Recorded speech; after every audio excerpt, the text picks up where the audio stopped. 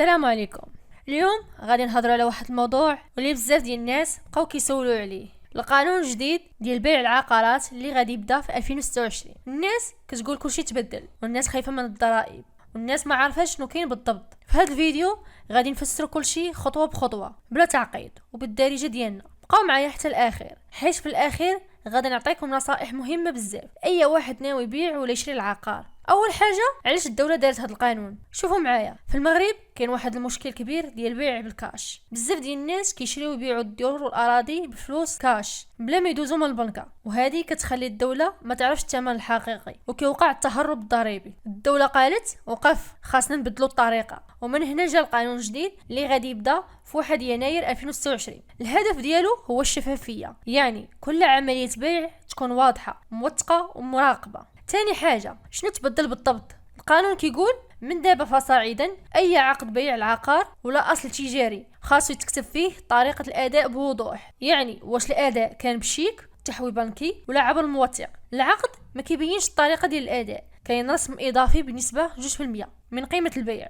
بمعنى اخر، الا بعتي الدار ب1,000,000 درهم وما كتبتيش في العقد كيفاش خلصك المشتري، غادي تخلص 20,000 درهم كغرامة إضافية. وزيد عليها حاجة مهمة، إلا خلصك المشتري كاش راه هذا الرسم كيطبق على الجزء اللي تخلص بالكاش فقط. الهدف باش كل شيء يدوز من القنوات الرسمية، البنوك، الموثقين والعدول، وهكذا الدولة تقدر تراقب السوق والناس تكون في أمان قانوني. ثالث حاجة، التعديلات القانونية الآخرى. ماشي غير الأداء اللي تبدل، كاين تغييرات اخرى مهمه بحال وعد بالبيع، يعني اتفاق قبل البيع النهائي. قانون جديد زاد حمايه ديال الطرفين باش ما يبقاش الغش ولا التماطل. وحتى قانون الضمان العقاري زاد المده اللي كيضمن فيها البائع العقار من سنه الى سنتين، يعني الا بان العيب في العقار في هذه المده المشتري يقدر يرجع على البائع قانونيا. وبالنسبه لتوثيق العقود، ما بقاش مسموح تكتب عقد عادي في الكاغير، خاص كل شيء يكون موثق عند الموثق او العدول باش يكون قانوني 100%. الجزء الثالث، تأثير على المواطنين. دابا غادي تقول واش هادشي في صالحي ولا في ضدي؟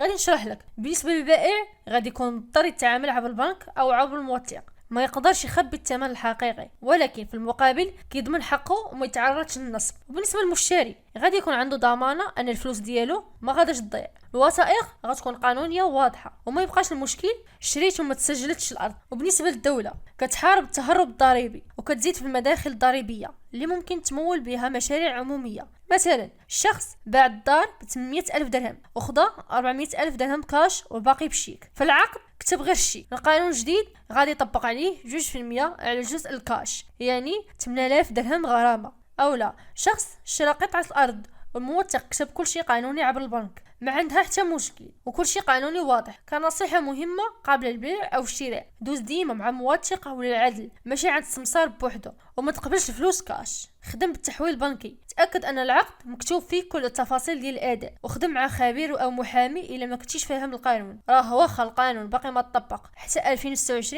بدا تاقلم من دابا. ايوا دابا عرفتوا شنو تبدل في القانون الجديد ديال العقار في المغرب. ماشي كلشي تبدل، ولكن كاين تغييرات مهمه خاصك تكون عارفها باش ما تورطش. القانون جا باش يحمل الناس ويخلي السوق واضحه ونقيه، ماشي باش يعقد الامور. كتبوا لي في التعاليق شنو رايكم في هذا القانون، واش كتشوفوه لصالح المواطن ولا العكس؟ وخليو لايك وبارطاجيو الفيديو مع اي واحد ناوي يبيع ولا يشري العقار في المستقبل. حتى الفيديو الجاي، نهاركم مبروك.